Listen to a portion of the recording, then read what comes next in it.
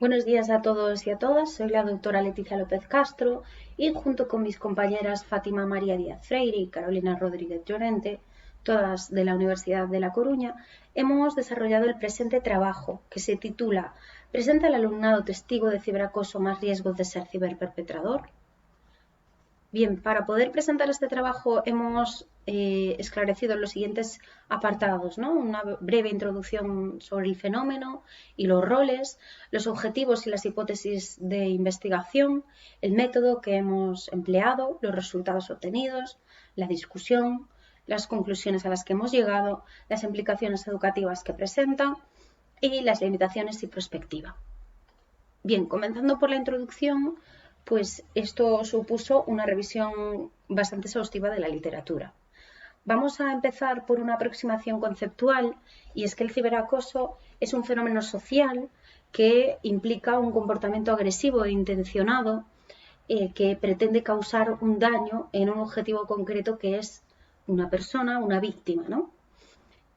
Para ello se emplean las tecnologías de la información y de la comunicación y están incluidas diversas acciones como acosar, herir, intimidar, amenazar, excluir, denigrar y también humillar. Se trata, por lo tanto, de una situación perjudicial para la salud y para el bienestar de los menores y en estas situaciones se crea un desequilibrio de poder entre el agresor y la víctima, ya que la víctima no puede defenderse fácilmente del agresor o agresores. Hablamos, por tanto, de un fenómeno complejo y diverso, ya que tiene diferentes matices. Puede ser anónimo, puede tener una elevada repetición en el tiempo, puede tener un carácter público, una exposición total o un carácter privado. Y también debemos de tener en consideración la propia percepción del daño que tiene la víctima.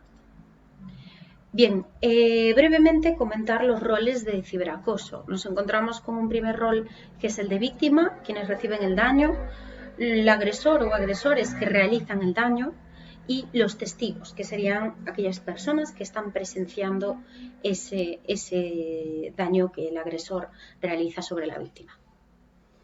Bien, dentro de los testigos podemos encontrarnos con una tipología que esclarece que existen testigos pasivos, aquellas personas que no toman partido ni por la víctima ni por el agresor, serían como neutros, ¿no? Pasivos, y aquellos testigos que toman un rol activo. Estos testigos participan activamente con dos posiciones diferentes. Pueden ser personas que estén reforzando o ayudando al acosador, o por otra parte, personas que estén defendiendo o consolando a la víctima. Muy bien, pues en el estudio de los testigos dentro del fenómeno del ciberacoso, nos encontramos con un enfoque que se conoce como bystander intervention. En este enfoque estamos hablando de movilizar a los testigos en defensa de la víctima. Se trata, por tanto, de potenciar que estos testigos tengan un rol activo, que busquen ayuda en personas adultas, que denuncien la situación, etcétera, ¿no? Y Cohen y colaboradores ya nos comentaban que estos espectadores activos o testigos activos actuaban como defensores, contribuyendo así a aumentar esa percepción de apoyo social de la víctima y consiguiendo hacer frente al acoso escolar. Por lo tanto, tienen un rol verdaderamente importante los testigos. Bien, pues centrándonos ahora de manera más específica en la pregunta que nos estábamos planteando, si tienen los testigos de ciberacoso más riesgo de ser agresores, vamos a ver un poquito cómo, pues las conclusiones a las que han llegado otras investigaciones en cuanto a ser agresores o víctimas. Bueno, pues Epel de Larrañaga recientemente ha publicado una investigación en la que ha puesto de manifiesto que ser testigo fue el predictor más fuerte de ser víctima. También pues otros investigadores han indicado que ser cibertestigo se asocia positivamente con el perfil de las cibervíctimas. De tal modo podemos estar hablando, como indicaba González en el año 2016, que los diferentes roles de ciberacoso se condicionan entre sí, están interrelacionados y por lo tanto se van a afectar entre sí. Existe así una tendencia, de hecho, en el fenómeno a la expansión, de modo que los testigos se van convirtiendo en víctimas y o agresores y por lo tanto el fenómeno va creciendo, se va expandiendo, ¿no? Cabe mencionar que no hemos encontrado muchos estudios relacionados con estas variables, ya que normalmente se ha prestado más atención a factores asociados con las víctimas o con los agresores en comparación con los testigos. Y además también se ha enfocado más la investigación en la etapa de educación secundaria obligatoria en comparación con la etapa de educación primaria. Es por todo ello que nos hemos planteado el siguiente objetivo: conocer si existe una relación estadísticamente significativa entre ser testigo de ciberacoso y ser agresor en una muestra de alumnado de educación primaria. Bien, la hipótesis en consecuencia es que el alumnado testigo de ciberacoso en educación primaria presenta mayor riesgo de ser también agresor. Vamos entonces ahora a esclarecer el método. Bien, consistió en una investigación correlacional transversal. Se trata de un muestreo bietápico porque primero hemos seleccionado centros educativos y después familias. Más concretamente han participado 26 centros educativos y 1.169 familias cuyos hijos estaban cursando quinto o sexto de educación primaria. Bien, vamos entonces ahora a hablar del instrumento. Fue un cuestionario autoadministrado en el que se podía responder si su hijo o hija había sido agresor o agresora, víctima o testigo de cualquier tipo de ciberacoso a lo largo de los 6 meses previos.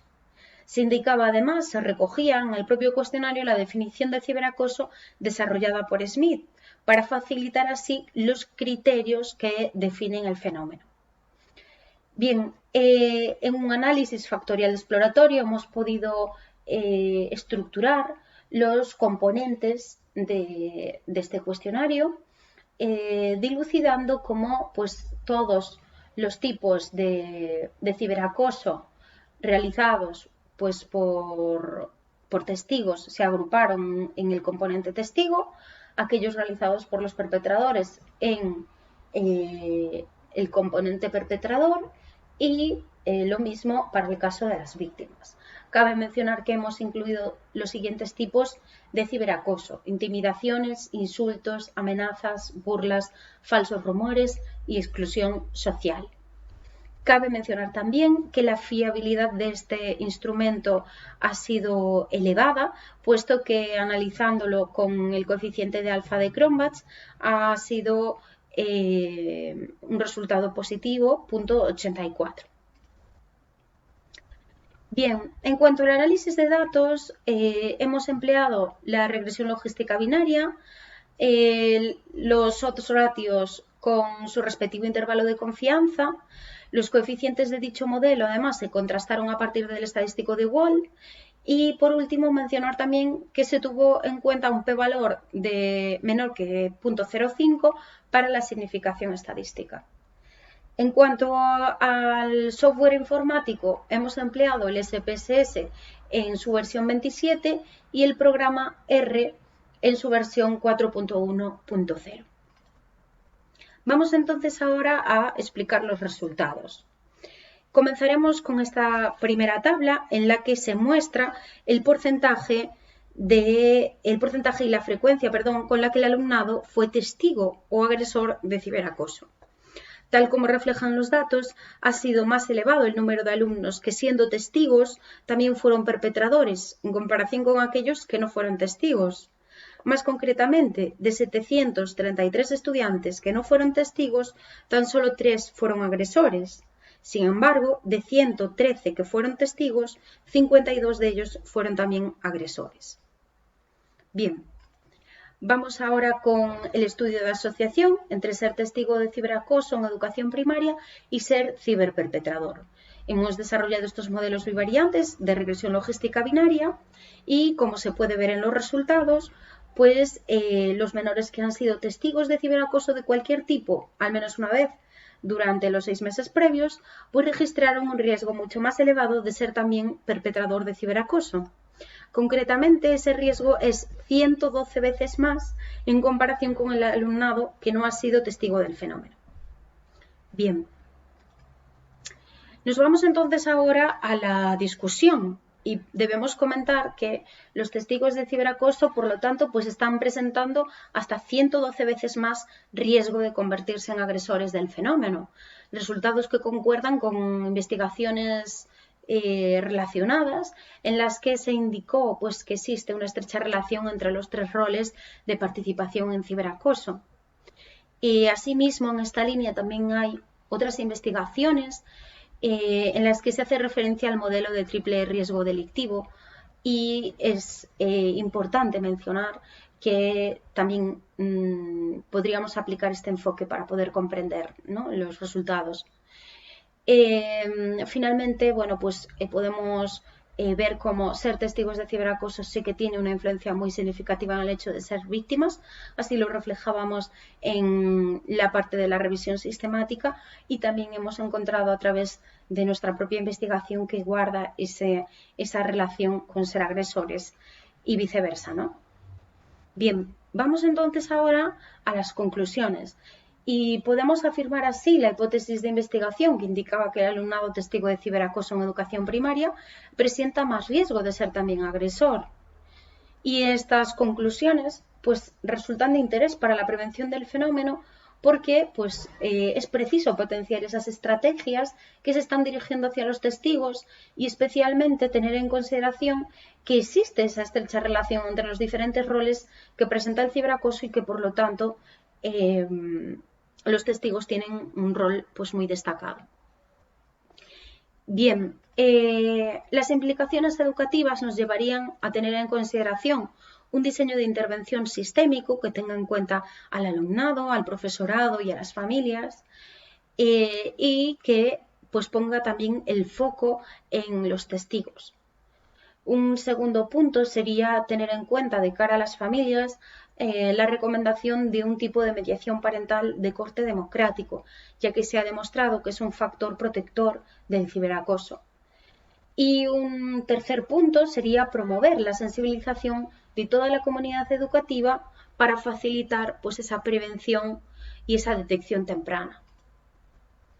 Por último, en cuanto a limitaciones y prospectiva, decir que se trata de un estudio transversal y por lo tanto pues, sería positivo desarrollar un estudio longitudinal en el futuro que pudiera dar cuenta a largo plazo, ¿no?, de esta realidad.